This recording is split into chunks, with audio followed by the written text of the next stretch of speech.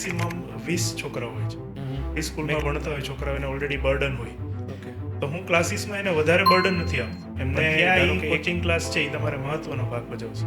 ઘણા પે થતું હોય છે કે 10th ની અંદર એમનું પરફોર્મન્સ સુપર સ્ટ્રોંગ હોય અથવા 12th ની અંદર એમનું પરફોર્મન્સ સુપર સ્ટ્રોંગ હોય અને ફર્ધર એજ્યુકેશનમાં છે ને એ બાળકનું રિઝલ્ટ ઇન શોર્ટ એમ સમજો ને કે એનો ગ્રાફ ખૂબ જ નીચે આવી ગયો હોય. તો એવું શું શા માટે બનતું હોય છે? અત્યારના યુગ પ્રમાણે શું જાય છે સર, કે સોશિયલ મીડિયા આપણને ખબર જ છે કે યુવાનો ઉપર અસર કરી રહ્યું છે, ખાસ કરીને વિદ્યાર્થીઓ. એવરીડે ને એને શું છે કે પ્રેશર, મેઇન વસ્તુ પ્રેશર હેન્ડલ કરવું છે. એ લોકો પ્રેશર હેન્ડલ કરી શકતા નથી અને એવો બની ગયેલો છે કે ભાઈ 90% હોય ને તો જ તમે સાયન્સ રાખી શકો. એવું જરૂરી નથી. તમારું પેરેન્ટ્સ એમ કહેતા હોય કે 10મા પછી 10મું પાસ કરી લે એટલે લાઈફ સેટ છે, 12th પાસ કરી લે એટલે લાઈફ સેટ છે. આપણને જ ખબર છે કે 10th પાસ કરે પછી જ લાઈફ ચાલુ થાય છે.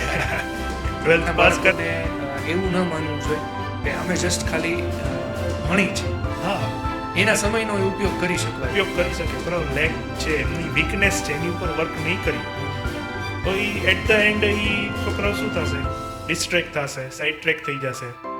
નીટ આપતા હોય ને છોકરાઓ અથવા JEE આપતા હોય છોકરાઓ, તો એમાં અંદર અલગ પ્રેશર હોય છોકરાઓના મગજ. એટલે એમને તમે સર પહેલી ફિલોસોફી છે એમની ગિવર્સ કી.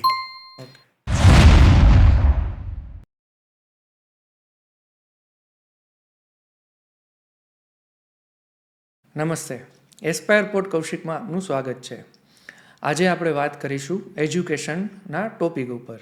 આજે આપણા મહેમાન છે શ્રી નીરવ મહેતા. અત્યાર સુધીના એક્સપિરિયન્સ એમને એજ્યુકેશન માટે સમર્પિત કરેલી છે. નીરવ સર કે જે માત્ર શિક્ષક જ નહીં પણ એક સાચા માર્ગદર્શન તરીકે પોતાનો એજ્યુકેશન ફિલ્ડની અંદર બહુ સારો એવો રોલ ભજવી રહ્યા છે. નીરવ સરે એમના કેરિયરમાં અત્યાર સુધીમાં 1000થી વધારે સ્ટુડન્ટ્સને સારું એજ્યુકેશન આપી અને બહુ સારા એવા માર્ગદર્શન હેઠળ બહુ સારા એવા ટોચ ઉપર પહોંચાડેલા છે. નીરવ સરની વાત કરીએ તો નીરવ સર ખાસ એક શિક્ષક નહીં પણ એક મિત્ર, માર્ગદર્શન આપી અને એમના સ્ટુડન્ટને બહુ સારું એજ્યુકેશન આપી રહ્યા છે. કેમ છો નીરવ સર? મજામાં? મજામાં સર, આપ કેમ છો? બસ ફાઇન ફાઇન. કેવું ચાલે છે એજ્યુકેશન? સારું ચાલે છે સર. અત્યારના ટાઈમમાં બાળકોને કોચિંગ ક્લાસની જરૂર ખરા? હાજી સર, હું ડેફિનેટલી કહીશ. આ સ્પર્ધાત્મક એમ કહે ને વર્લ્ડ છે, કોમ્પિટિશન વર્લ્ડ છે. અત્યારે બધી જગ્યાએ તમને કોમ્પિટિશન નડશે. તો શું કામ આપણે જ્યારે નાના હોય ત્યારથી જ કોમ્પિટિશનની શરૂઆત કરી દઈએ અને કોમ્પિટિશનમાં બી ભાગ લઈને આપણે સારું પરિણામ મેળવી શકીએ છીએ. બરાબર. તો ટ્યુશન ક્લાસ અથવા તો કોચિંગ ક્લાસ છે એનું કાર્ય શું છે સર, કે એ બાળકોના કરિયરમાં એક મહત્વનો ભાગ ભજવે છે.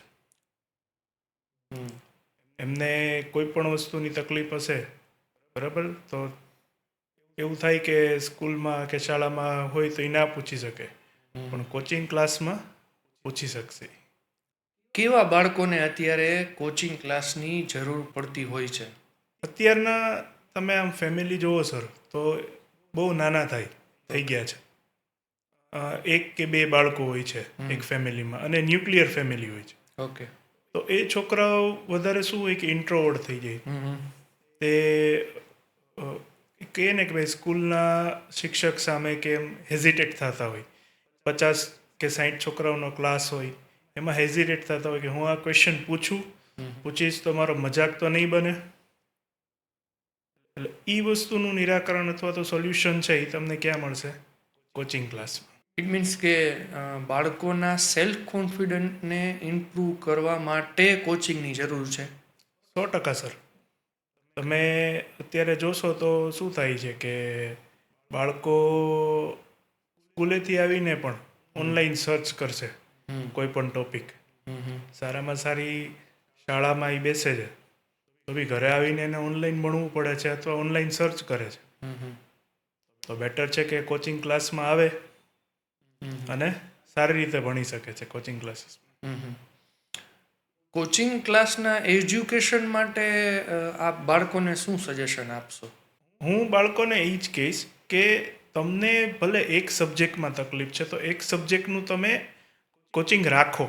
તમારા કરિયરને જે કંઈ બી ઓબ્સ્ટેકલ નડે છે, જે કંઈ બી વસ્તુ નડે છે કે ભાઈ એક સપોઝ કે કાર હોય તો કારનું એક ટાયર પંચર હોય ને તો એ કાર બહુ તમે લાંબી ના ખેંચી શકો, તમારી પંચર કરવું જ પડે.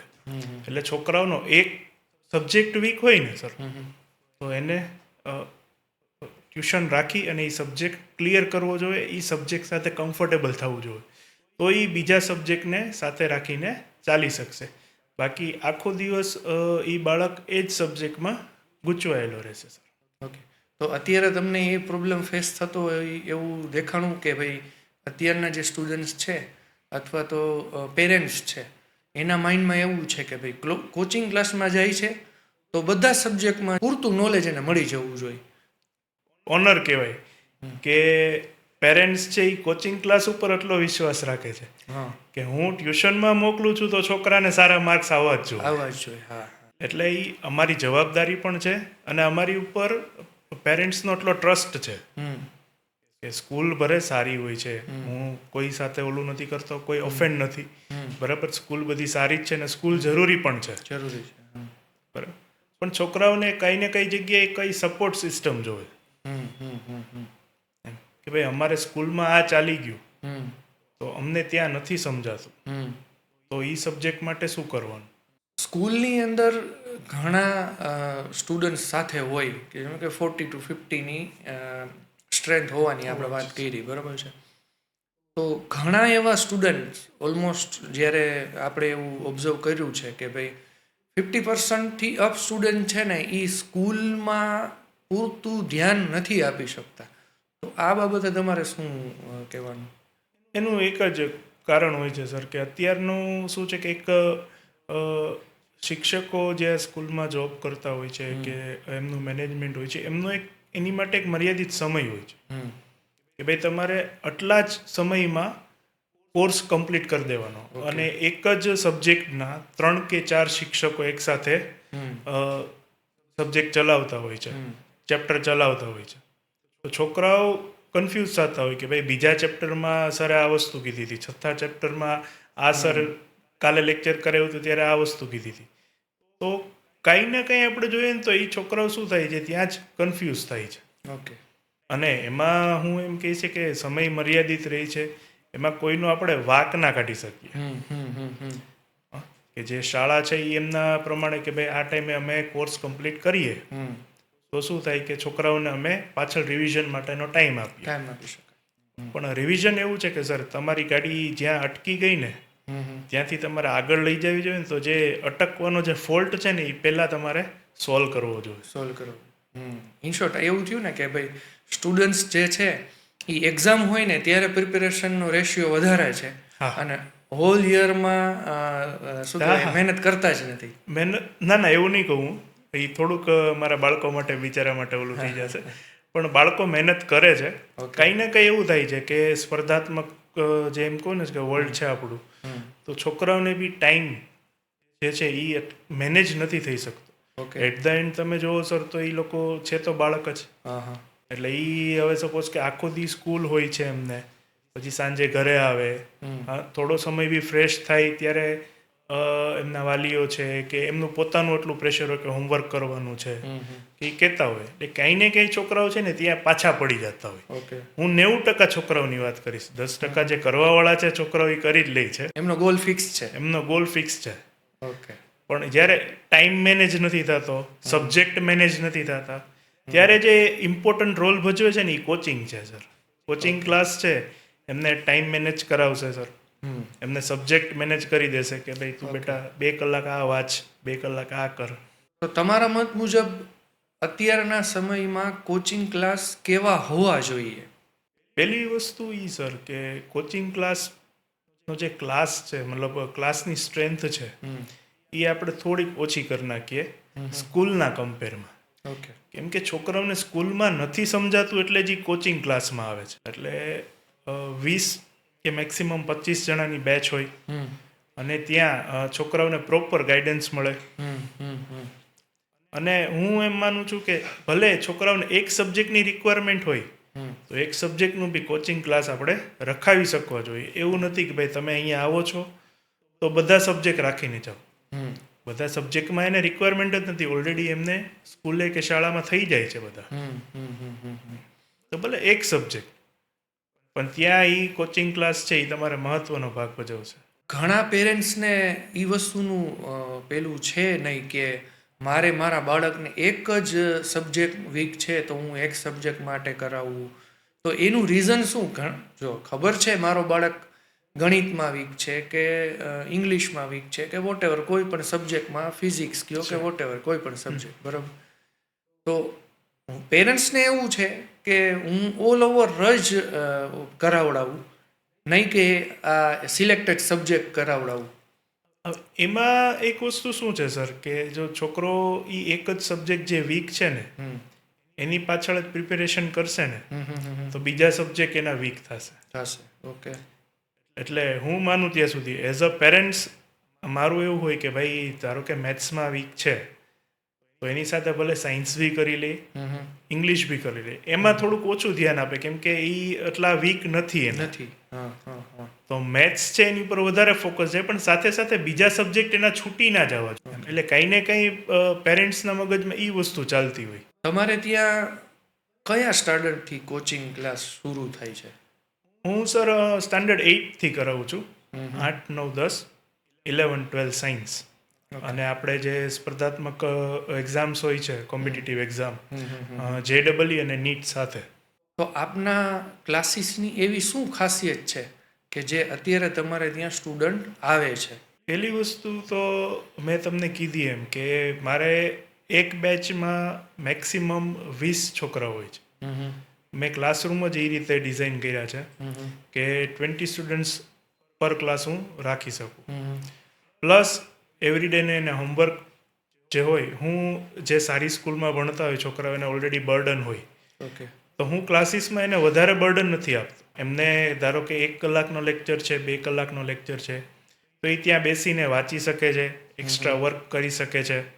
અથવા એમને ડાઉટ, સપોઝ કે એમને ફિઝિક્સના ક્લાસ રાખ્યા છે, એમને કેમિસ્ટ્રીમાં ડાઉટ છે કે મેથ્સમાં ડાઉટ છે, ઇંગ્લિશમાં ડાઉટ છે, તો મારી પહેલી જવાબદારી એ આવે કે ભાઈ એમને પહેલાં હું એ ડાઉટ સોલ્વ કરાવું, ભલે ફિઝિક્સ માટે જ આવે છે.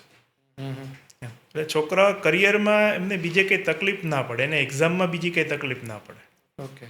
તો તમે એવી વાત કરી કે ભાઈ 20ની સ્ટ્રેન્થ છે, તો એ 20ની સ્ટ્રેન્થથી તમારા જેટલા બી સ્ટુડન્ટ છે એને તમે પર્સનલ 1-to-1 કરીને એમને એમના જે પ્રશ્નો છે એનું તમે નિરાકરણ આપતા હશો ને? હા, આપીએ જ છીએ 100%. અમે ઘણા પેરેન્ટ્સ હોય છે એ એમ કહે છે કે સર આમને એક ટાઈમ ટેબલ અમને બનાવી આપો કે ક્યારે વાંચી શકે, કયા સબ્જેક્ટનું કેવી રીતે વાંચી શકે. હવે ઘણાને એમ હોય કે એ મેથ્સ કરતા હોય તો નીંદર આવી જાય, એટલે મારે એમાં એમ રાખવું પડે કે મેથ્સમાં ભાઈ તું ફૂલ્લી ક્યારે અવેક હોય, જાગેલો ક્યારે હોય, ત્યારે તું મેથ્સ કર. અને જે ગમતો સબ્જેક્ટ હોય ને એને એ હું એવા ટાઈમમાં આપું કે જ્યારે એમને નીંદર આવવાનું ચાલુ થાય. તો ગમતો સબ્જેક્ટ છે ને એ શું કરશે, પ્રોપર રીતે એ વાંચશે કેમ કે એને વસ્તુ ગમતી છે. તો મેથ્સ તો એવો સબ્જેક્ટ નથી ને કે એનામાં નીંદર આવે?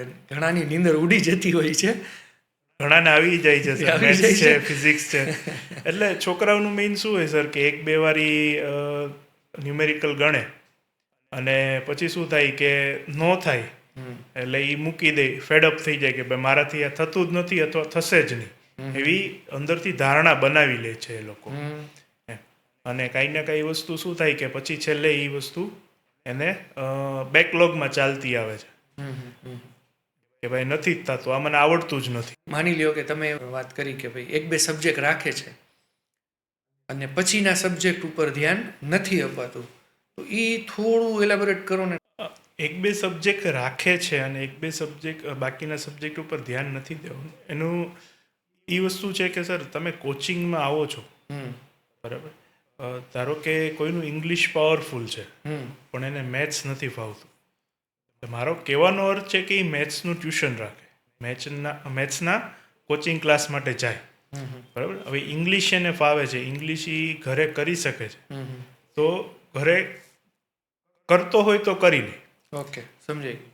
એને એવું થતું હોય કે એક જ સબ્જેક્ટ ઉપર ભાર વધારે દઈ દીધો ને બીજા સબ્જેક્ટ પાછા વીક થતા જાય, તો પછી એને બધા સબ્જેક્ટનું ટ્યુશન રાખવું પડે. ઈ કેટલું મેનેજ કરી શકે છે? વાલીઓનો આગ્રહ એવો હોય અમારી પાસે કે સર બધા સબ્જેક્ટ કરાવી દો. ઓકે. હવે ધારો કે એકમાં એને 90 આવતા હોય ને એકમાં 70 આવતા હોય, તો એવું ન થવું જોઈએ કે 70 વાળો એ 75 પહોંચે તો 90 વાળો બી 70 પહોંચી જાય. Okay okay. તો વાલીઓનો આગ્રહ શું હોય છે આપણી પાસે કે સર બધા રાખે, બધામાં સરખી મહેનત કરે અને ઓવરઓલ 90+ % આવે એમને. કોઈ સબ્જેક્ટમાં વીક ના રહી જાઓ છો. ઓકે. પેરેન્ટ્સની એક્સપેક્ટેશન શું રહેતી હોય છે, અથવા તો ફરિયાદ કહી શકો તમે? બરાબર. બાળકો સામે ના કરે. અત્યારના યુગ પ્રમાણે પેરેન્ટ્સ અમને એમ કહી દે કે સર તમે છોકરાઓને ના કહેતા, અમારો ફોન આવ્યો હતો. પણ જનરલી શું હોય છે કે જ્યારે બી પેરેન્ટ્સ આવે અમારી પાસે ત્યારે એમની એ ફરિયાદ હોય છે કે સર આ સ્કૂલમાં છે, સારી એવી સ્કૂલમાં છે, ઓકે, અથવા સારા એવા મોટા ઇન્સ્ટિટ્યૂટમાં છે, એમ છતાં પણ એ ઘરે આવીને ઓનલાઈન અથવા તો યુટ્યુબમાં ટોપિક સર્ચ કરે છે, સબ્જેક્ટ સર્ચ કરે છે સર. ઓકે. અને ક્યારે એ યુટ્યુબમાંથી સોશિયલ મીડિયા ઉપર ડાયવર્ટ થઈ જાય ને એ ખબર નથી રહેતી. એટલે અત્યારના યુગ પ્રમાણે શું જાય છે સર કે સોશિયલ મીડિયા આપણને ખબર જ છે કે યુવાનો ઉપર અસર કરી રહ્યું છે, ખાસ કરીને વિદ્યાર્થીઓ ઉપર. પેલી ફરિયાદ એ લોકોની એ જ હોય કે અમને મોબાઈલ આપણે મુકાવીએ. બીજી ફરિયાદ એ છે કે ટાઈમ થોડો મેનેજ કરે છોકરાઓ. મારા જે સ્ટુડન્ટ્સ છે એમને હું એ જ હેલ્પ આઉટ કરતો હોય કે તમારા આખા દિવસનું શેડ્યુલ કઈ રીતના બને. નોર્મલી આપણે બિઝનેસ માટે શું હોય, સવારથી આપણું પ્લાનિંગ હોય, આ વ્યક્તિઓને મળવાનું છે, આજે અહીંયા ટૂર જવાનું છે, એટલે આપણે પ્લાનિંગ વાઇઝ ચાલતા હોય તો જ આપણો દિવસ છે એ સફળ કહેવાય. હા. તો એ જ વસ્તુ આપણે વિદ્યાર્થીઓમાં એપ્લાય કરવાની છે. ક્યારે કયો સબ્જેક્ટ એમને લેવો, વાંચવો. ઘણા વિદ્યાર્થીઓનું એવું હોય એ રાત્રે વાંચી શકતા હોય, સવારે જાગી ના શકે વહેલા. ને ઘણા વિદ્યાર્થીઓનું એવું હોય કે સવારે વહેલા ઉઠીને વાંચે, રાત્રે એ વહેલા સૂઈ જતા હોય. અત્યારના સ્ટુડન્ટ્સની મેન્ટાલિટી ઉપર આપણે થોડું ચર્ચા કરીએ કે ભાઈ એ કેટલા % એવો સ્ટુડન્ટ હશે કે જે હાઈલી એજ્યુકેશન પાછળ છે ને એનો સમય પસાર કરતા હશે? સર એવું છે કે એજ્યુકેશન છે ને બધાને જોવે છે. ઓકે.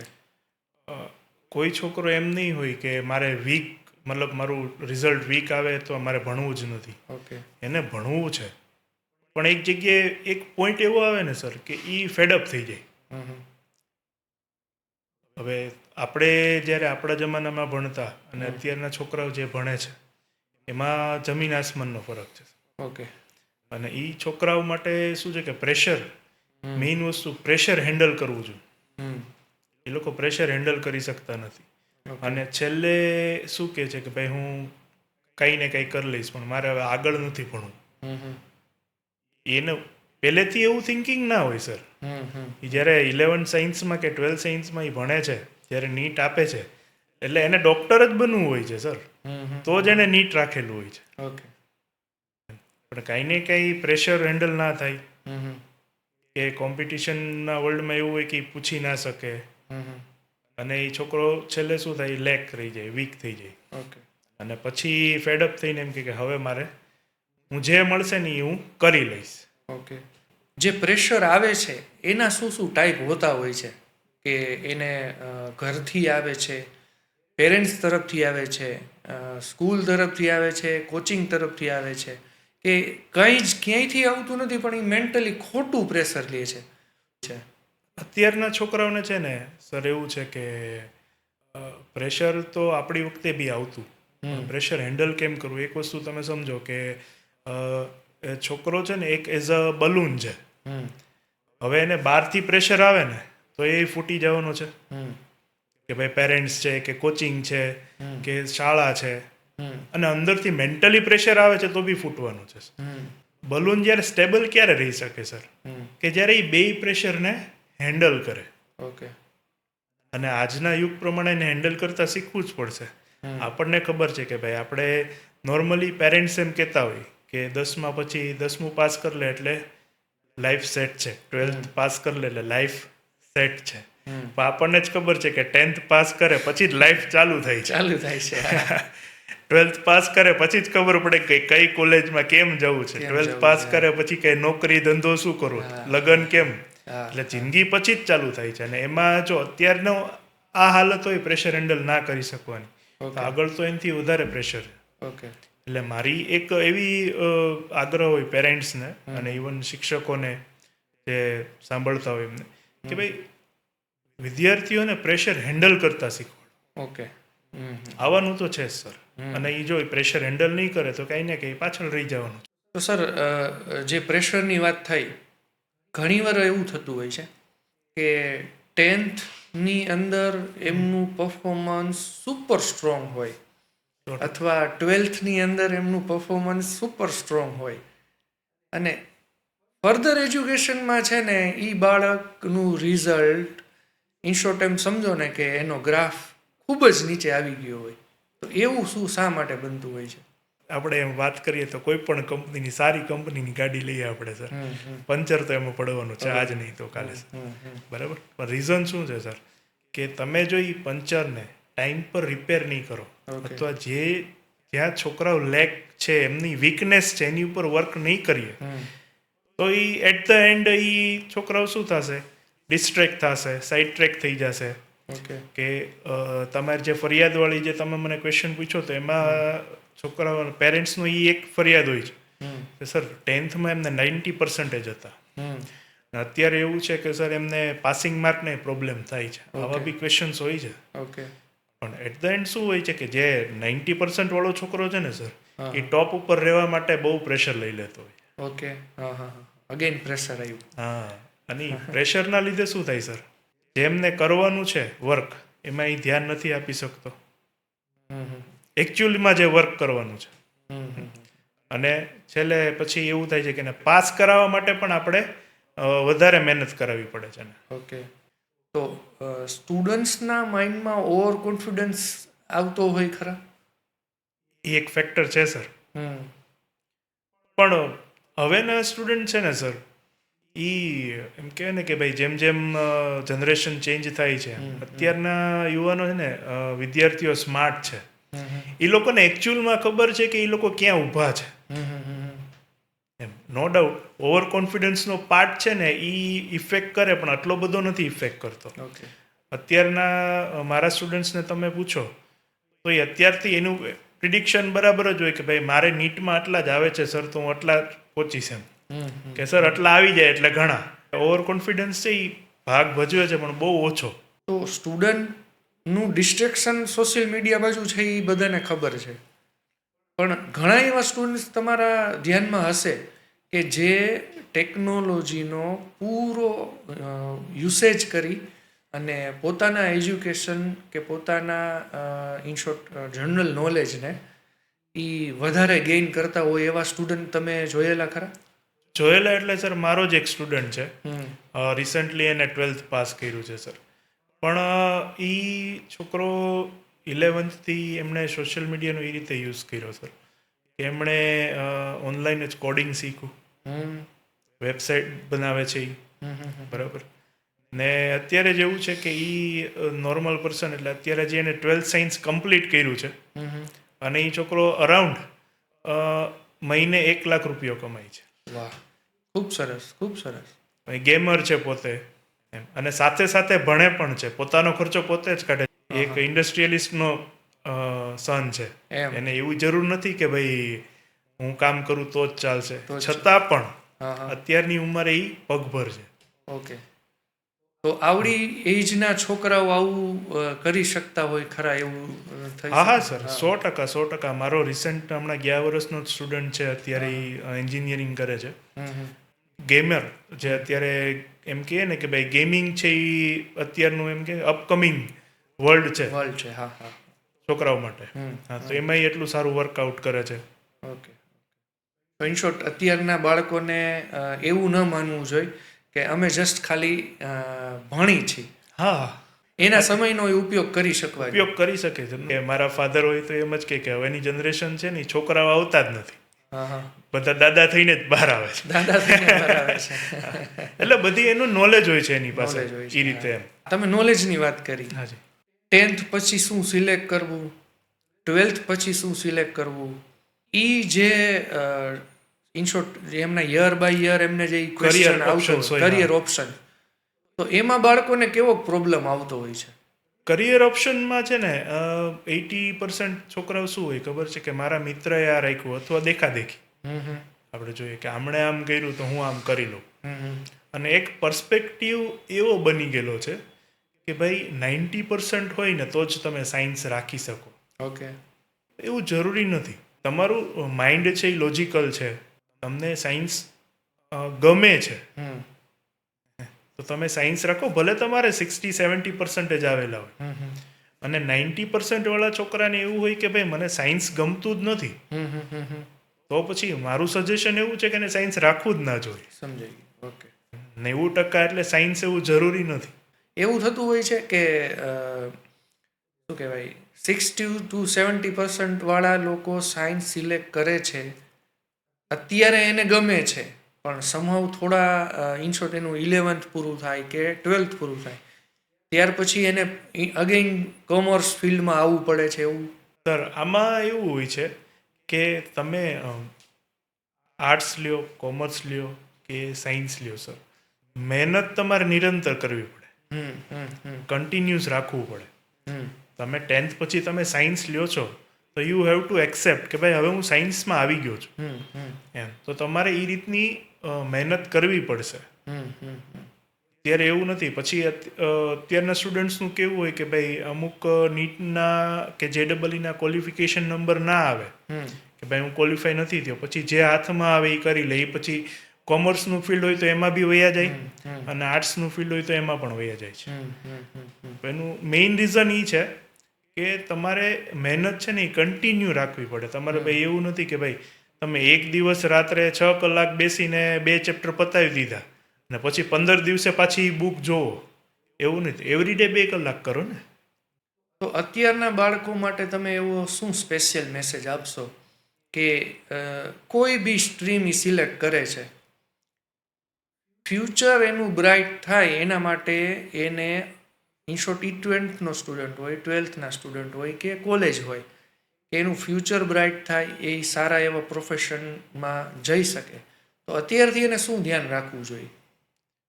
પહેલું તો છે ને સર મહેનત કરવાની ટેવ પાડવી જોઈએ. ઓકે. હા હા હા હા.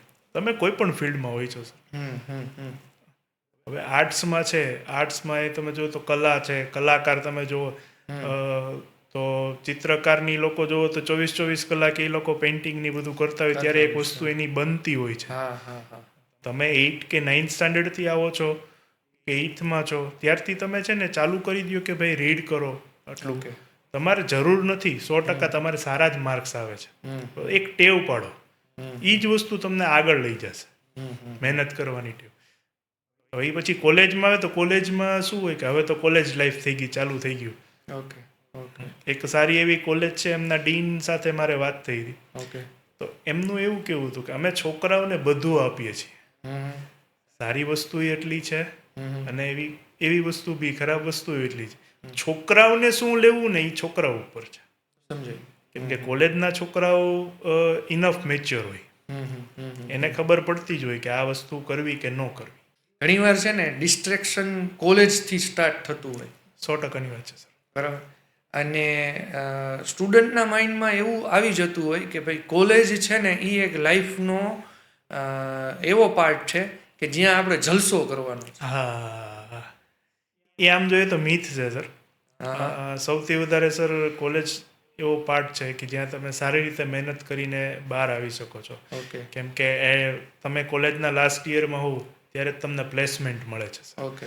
અને પ્લેસમેન્ટ ક્યારે મળશે કે જ્યારે તમારા રિઝલ્ટ સારા હશે, તમે મહેનત કરેલી હશે, ઓકે. તો જ સારી કંપનીઝ તમને એમની કંપનીમાં જોબ આપશે. ઓકે. એટલે એ જ તે કે ભાઈ કઈ વસ્તુ સારી છે, કઈ વસ્તુ કરવા જેવી નથી, એ ટોટલી હા. એમાં હું એમ કહીશ કે પેરેન્ટ્સનો બી ફાળો હોય છે. ઓકે. પેરેન્ટ્સ છોકરાઓને કઈ રીતે ઉછેરે છે, એમને કઈ રીતે. અત્યારે એવું છે કે અમે છોકરાઓને, પેરેન્ટ્સનું એવું હોય છે ઘણીવાર કે અમે છોકરાઓને કાંઈ નથી કહેતા સર, ભલે ઈ જે કરે. ઓકે. એટલે સમહાવ એવું થઈ જાય છે કે છોકરાઓ સાઈડ ટ્રેક થઈ જાય એમાં કે મને કોઈ કંઈ કહેતું જ નથી. ઇન શોર્ટ, પેરેન્ટ્સની રિસ્પોન્સિબિલિટી એવી આવી જોઈ કે એમને ઈચ એન્ડ એવરી ઓલા શું કહેવાય સબ્જેક્ટમાં, સબ્જેક્ટ નહીં પણ કરિયર ઓપ્શનમાં કે હા કોલેજમાં, હા ઇન શોર્ટ, ભલે એ 100% ધ્યાન ન આપે પણ એનું લુકઆઉટ છે ને એના બાળકો પ્રત્યે હરેક વસ્તુમાં થોડું તો થોડું હોવું જરૂરી છે. એવું થઈ જશે સર. કે કેમ કે ઈ છે ને સર, પેરેન્ટ્સ એટલે આપણે એમ કહીએ ને તો એ ઓક્સિજન છે, બરાબર. એ તમારે સાથે રાખવો જ પડશે. હું બાળકોને સ્પેશિયલી કહીશ કે હું માનું ત્યાં સુધી પેરેન્ટ્સ બી કહેતા જ હોય કે બેટા તું આ નહીં કર, આમ કર, આમ કર. પણ હવે જે રીતે આપણા પેરેન્ટ્સ આપણને કહેતા એ રીતે અત્યારના પેરેન્ટ્સ, ઇન્ક્લુડિંગ હું મારી વાત કરું તો છોકરાઓને આપણે નથી કહી શકતા સમહાવ. એટલે જ એનું રીઝન છે કે ભાઈ ઘણીવાર છોકરાઓ ડિસ્ટ્રેક્ટ થાય કે પછી ફિલ્ડમાં, જે ફિલ્ડમાં ગયા છે એમાં વીક રહી જાય. એટલે એ હજી અગેન પાછું કહીશ કે ઓલું પ્રેશર હેન્ડલ વાળી વાત છે ને, એ જ કે ભાઈ પ્રેશર હેન્ડલ કરતા આવડવું જોશે. સર, આપણે વાત થઈ હતી કે પેરેન્ટ્સ એના બાળકોમાં એજ્યુકેશન મેટર હોય કે રેગ્યુલર મેટર છે કે મતલબ એમના સ્વભાવની મેટર છે, એમાં ધ્યાન નથી આપતા, તો એના શું રીઝન હોઈ શકે? એક થોડુંક નાનું એવું કરેક્શન કરી, ધ્યાન નથી આપતા એમ નહીં, મે બી એવું હોય કે ધ્યાન નથી આપી શકતા. કેમ કે મેં એમ કીધું કે એક તો નાનું ફેમિલી થઈ ગયું છે અત્યારે, અને હવે એવું થાય છે કે હસબન્ડ અને વાઈફ બંને વર્કિંગ હોય, તો ક્યાંય ને ક્યાંય એવું થાય છે કે છોકરા ઉપર ધ્યાન નથી આપી શકતા. આપવું ના હોય કે એવું ના હોય એ લોકોને, હા, પણ એ લોકોના શેડ્યુલ કઈ રીતે ચાલતા હોય છે, એ લોકોને પોતાના અલગ ટેન્શન ચાલતા હોય છે, હા, તો જેની થોડીક અસર હું માનું ત્યાં સુધી બાળકો ઉપર પડે છે. નીટના પરિણામમાં જે સ્કેમ થયો હતો એના વિશે આપનું શું કહેવું છે? એમ તો સર હું એમ કહીશ કે ભાઈ આપણે થોડુંક નાના એક શબ્દમાં જ કે એક વાક્યમાં જ પતાવીશ એમાં, કે કોઈ બીજા રાજ્યમાં કોઈ જગ્યાએ એક્સિડન્ટ થયું હોય તો એવું ન માનવું કે આપણે ગાડી ના ચલાવવી જોઈએ. ઓકે. એમ એટલે એ વસ્તુ કંઈક ને કંઈક થતું રહેતું હોય, ન થવાની ઘટના બનતી રહેતી હોય, પણ ઇગ્નોર કરીને આપણો જે ગોલ છે એ ફોકસ કરીને આપણે ચાલવું જોઈએ. ઓકે. તો નીટના એક્ઝામ આપ્યા પછી એમને સારું રિઝલ્ટ ન મળ્યું હોય તો એ પાછી રીનીટ આપી શકે ખરા? જો એમનો ખરેખર ગોલ છે કે એમને ડૉક્ટર બનવું જ છે, ઓકે, તો આપવું જોઈએ હું માનું ત્યાં સુધી. એનું કારણ છે કે આપણે બી બિઝનેસ ચલાવતા હોય તો એક વર્ષમાં આપણે ગમે એટલી મહેનત કરીએ પણ આપણને ધાયરી સક્સેસ ના મળતી હોય. ઓકે. તો આ તો સ્ટડી છે. સ્ટડીમાં બી એવું છે સર કે કોઈ વાર એવું છે કે ધાર્યું પરિણામ નથી મળ્યું તો એમને 100% જો એમની ઈચ્છા છે કે મારે ડૉક્ટર બનવું જ છે ને એના લીધે જ એને સાયન્સ રાખ્યું હતું, બી ગ્રુપ રાખ્યું છે, તો એને 100% રીનીટ આપવી જોઈએ. તમે રીનીટનું એજ્યુકેશન આપો છો? હાજી સર. ઓકે. અને રીનીટના એજ્યુકેશન જ્યારે તમે કોઈ સ્ટુડન્ટ તમારી પાસે એજ્યુકેશન લેવા માટે આવતા હોય તો એમાં તમે શું એવા પેરામીટર જે છે કે જે એમના માટે સ્પેશિયલ કરાવતા? હા, પહેલી વસ્તુ શું હોય કે હું એ જાણતો હોય છે કે એમને જેટલા માર્ક્સ આવ્યા છે એ માર્ક્સ પાછળનું કારણ શું હોય. નીટ આપતા હોય ને છોકરાઓ અથવા JEE આપતા હોય છોકરાઓ, તો એમાં અંદર અલગ પ્રેશર હોય છોકરાઓના મગજમાં. ઘણી વખત શું થાય કે સિક્વન્સ ખોટી કરી નાખે, એ બીજામાં ત્રીજું ટીક કરી નાખે, ત્રીજામાં ચોથું કરી નાખે, જેના લીધે શું થાય કે એમના માર્ક્સ છે એ ખોટી રીતે કપાય. હવે એ સિચ્યુએશનનો વાક હોય, એનો છોકરાનો વાક હોય કે એને મહેનત પૂરેપૂરી કરેલી છે. ઓકે. પણ હવે જે આ વસ્તુ થઈ ગઈ તો એને એક ટ્રાય આપવી જોઈએ સારી રીતે, મારો એવું મંતવ્ય છે. સર, તમે BNI નેટવર્ક સાથે કનેક્ટેડ છો? હાજી સર. તો થોડો એક્સપિરિયન્સ એના માટે તમારો એક્સપિરિયન્સ કેવો રહ્યો છે? BNI એટલે એમને તમે સર પહેલી ફિલોસોફી છે એમની ગીવર્સ ગેઇન. ઓકે. હવે ગીવર્સ ગેઇનને હું સીધું મારી સાથે મારા સબ્જેક્ટને કનેક્ટ કરું તો એ ન્યૂટનની ગતિનો ત્રીજો નિયમ કહેવાય. Okay. Action and reaction are same in opposite direction. તો આઘાત અને પ્રત્યાઘાત સરખા અને વિરુદ્ધ દિશામાં હોય છે. મતલબ શું છે કે તમે જેવું આપશો એવું મળશે. એક વસ્તુ શું છે સર ગીવર્સ ગેઇનમાં કે તમે બીજાને હેલ્પ કરો છો, રેફરલ પાસ કરો છો, કોઈ બી રીતે એમના બિઝનેસમાં હેલ્પ કરો છો, ઓકે. તો એ પણ કંઈ ને કંઈ તમને બિઝનેસ અપાવવામાં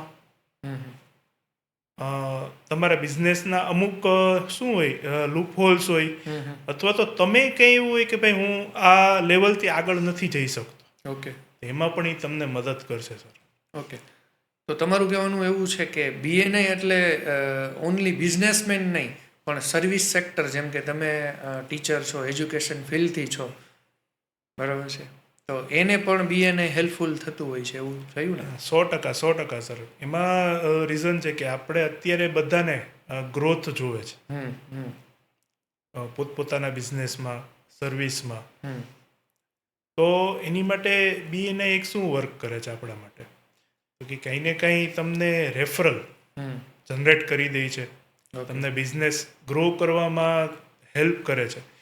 જેમ આપણે વાત થઈ કે ભાઈ કોચિંગ ક્લાસીસ કેમ યુઝફુલ છે સ્ટુડન્ટને, એટલે એવી જ રીતે BNI કે તમારે કંઈ શીખવું છે તો એટ વન એજ તમે ક્યાંય બીજા ક્લાસીસમાં કે કોલેજમાં નહીં જઈ શકો, પણ તમારી સાથે જે તમારા કલીગ્સ છે, કોઈ બિઝનેસમેન છે, જે તમારા ફ્રેન્ડ્સ છે, એ કઈ રીતે ગ્રો કરે છે તો એ તમે જોશો અને એમાંથી તમને આઈડિયા લઈને તમારા બિઝનેસ તમે ગ્રો કરી શકશો. ખૂબ સરસ આજનું શું કહેવાય સેશન રહ્યું, આજનું podcast, in short educational podcast કહી શકાય. અને ખૂબ સરસ એવા આપની પાસેથી ઇન્ફોર્મેશન મળી કે જે આપણા વ્યુઅર્સને ઘણું બધું સારું ગાઈડ કરી શકશે. અને sir, thank you very much કે તમે અમારું ઇન્વિટેશન સ્વીકારીને અમારા પોડકાસ્ટમાં આજે હાજરી આપી. Thank you. Thank you Kaushikbhai. પહેલું તો એ કહે છે કે તમારા જે પ્રોમ્પ્ટ ક્વેશ્ચનની હતા, એટલે મારે એકચ્યુઅલમાં જે મારા વાલીઓને કે સ્ટુડન્ટને કેવું હતું એ તમારા થ્રુ હું બહુ સારી રીતે હું કહી શકું અને કહી શક્યો છું. અને થેન્ક યુ, તમારા જે ક્વેશ્ચન્સના લીધે અત્યારે ઘણી બધી જાણકારી અત્યારે પેરેન્ટ્સ અને સ્ટુડન્ટ્સને મળી જશે. Thank you. Aspire port Kaushik sponsors are title sponsor DRS financial services, જેમનો બિઝનેસ છે મ્યુચ્યુઅલ ફંડ SIPનો. Co sponsors are capital wealth creation, જેમનો બિઝનેસ છે યુઝડ કાર લોનનો. ટ્રાવેલ વર્લ્ડ, જેમનો બિઝનેસ છે ટૂર્સ એન્ડ ટ્રાવેલ્સનો. SJ જ્વેલર્સ, જેમનો બિઝનેસ છે ગોલ્ડ જ્વેલરીનો. Thank you.